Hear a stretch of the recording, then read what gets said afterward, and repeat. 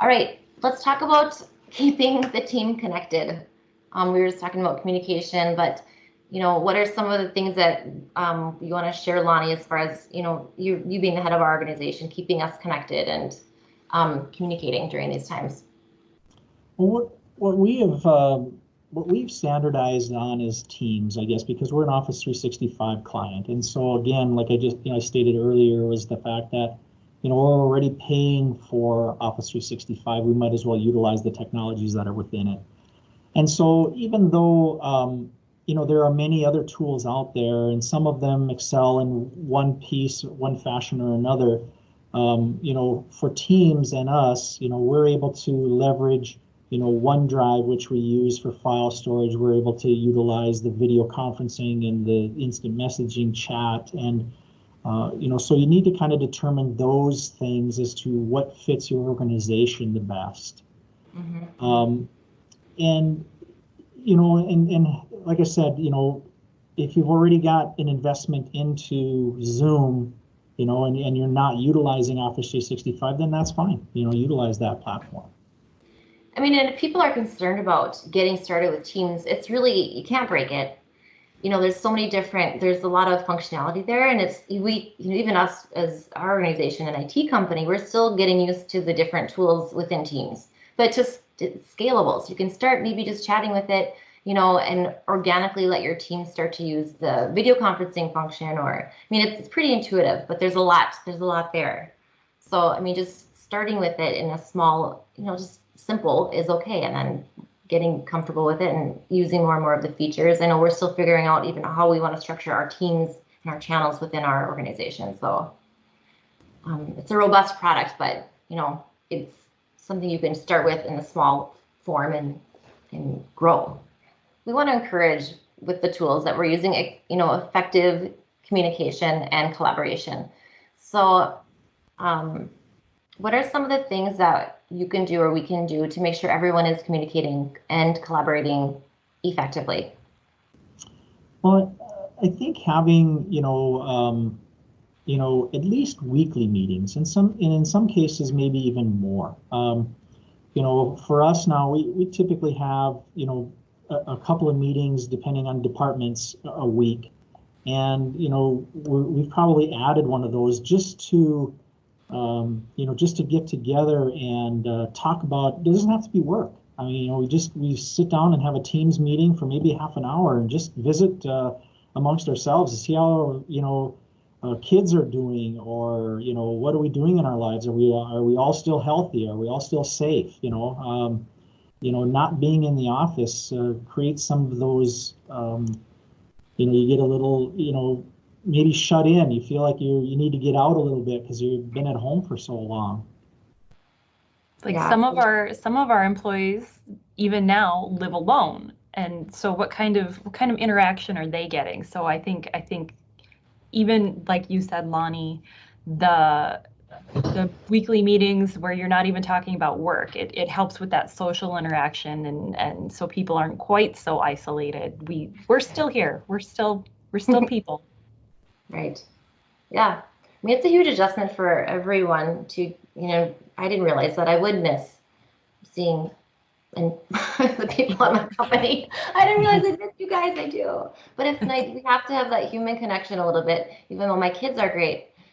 The work thing is definitely something that I can't wait to get back to the office. But until then, we have Teams and video conferencing. So, yeah. So as far as we talked about the collaboration and the meetings.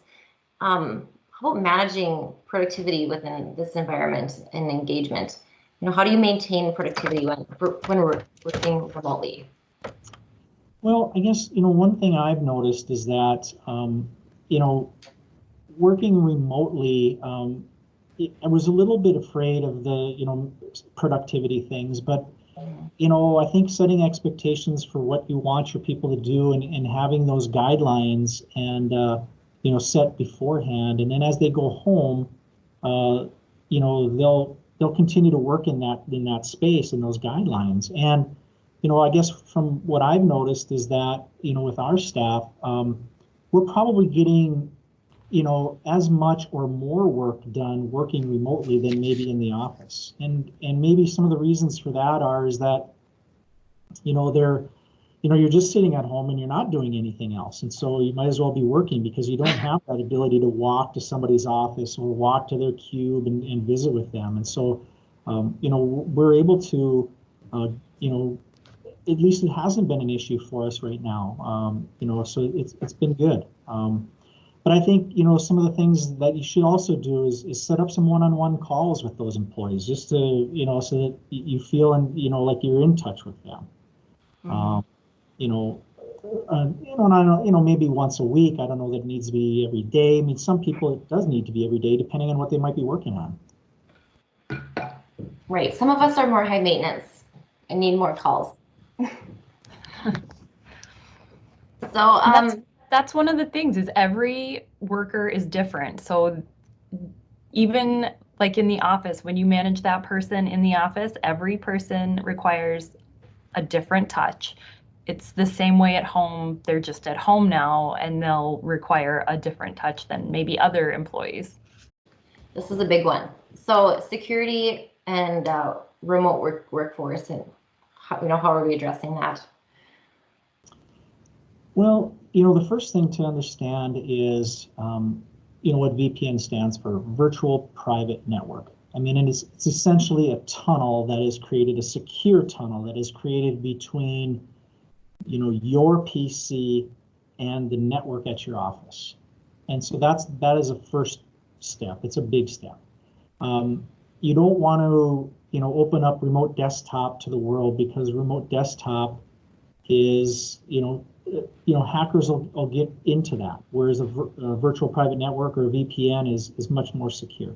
So you're going to want to take advantage of that. And most business grade routers have that ability to set up a VPN. Sometimes it's a piece of software that's installed on your PC. Sometimes it's a website that you go to.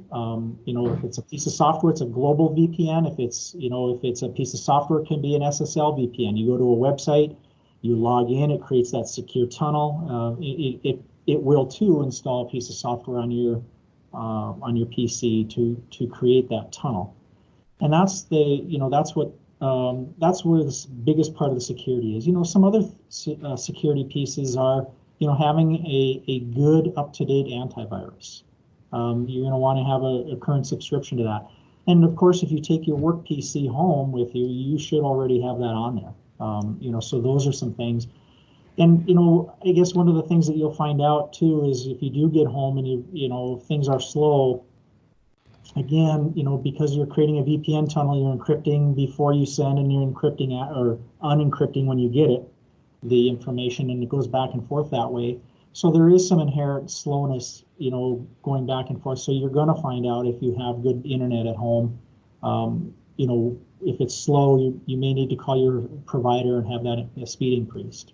Plus, it's not only us working from home, it's now our kids going to school from home. So both of mine are logging on when I'm logging on and are watching. Sometimes they're watching Netflix and YouTube and really slows down the connection. So yeah, Sarah, and you bringing that up, video, anything, streaming video really takes a big chunk out of your bandwidth speed. It really does. Not quite so much if you're streaming radio and things, but it's the video part of it.